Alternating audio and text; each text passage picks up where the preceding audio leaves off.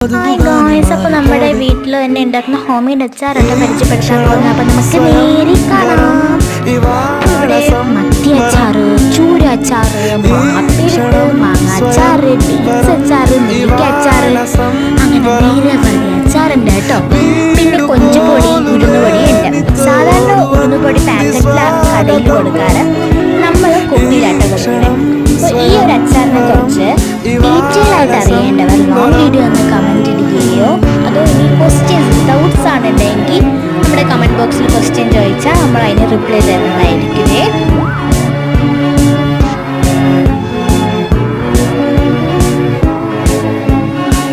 ఇవాళ నింగిలోని తార తళుక్కు మంది ఎదురుగారా వయస్సు తీరికుండదారా.